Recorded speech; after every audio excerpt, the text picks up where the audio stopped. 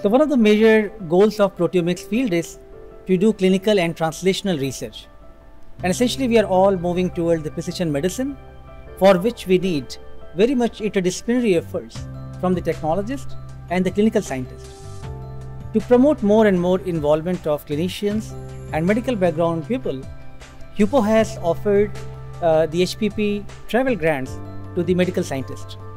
And this year in front of us, sitting now, 3 of the travel awardees, they're going to talk to us about their background, how they feel the HUPO Congress have helped them to be more aware of this field, and what is their future vision toward the precision medicine, how these kind of exposure can be helpful for the clinicians and the medical background people. So let's go and have an interactive session with these clinical scientists. My name is Rei Noguchi, came from the Tokyo National Cancer Center Research Institute, and my background is a MD and a PhD.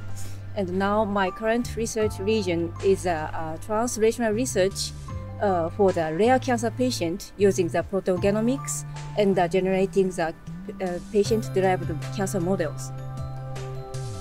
My name is Kaylee and come from Johns Hopkins Medical Institution.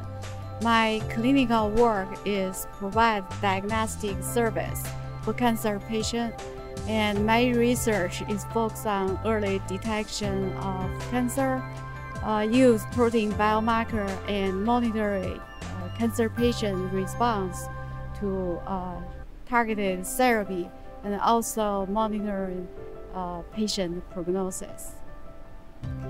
I'm Iris Kassem, and I work at the Medical College of Wisconsin Eye Institute, and I'm a pediatric ophthalmologist, and for my research I study pediatric and genetic diseases that affect the eye, including Fabry disease, and I also study the proteome of the eye in response to surgery and ocular therapies. So I think proteogenomics helped my research region a lot.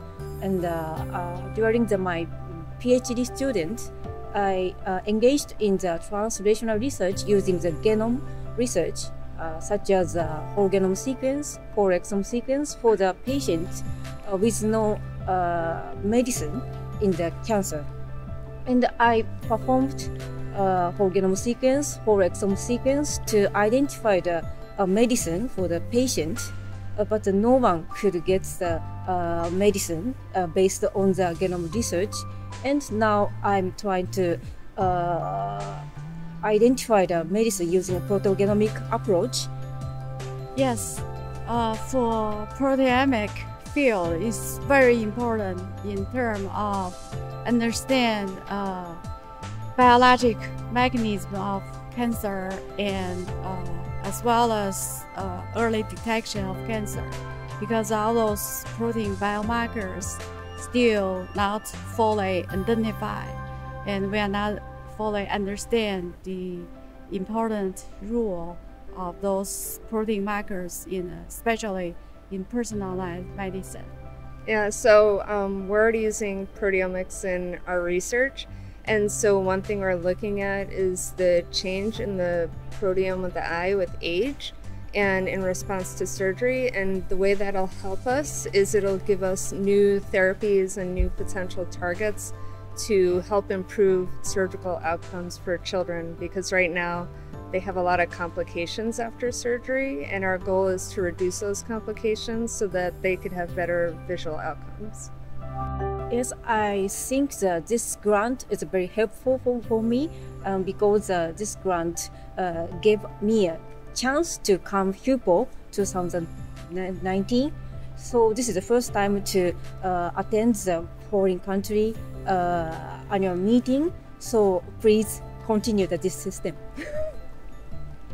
I think this travel grant is extremely important for my research, because in the meeting I learned a lot from other people's talks and from advanced research project, and also gave me an opportunity to make connection with other colleagues and pioneer in the field.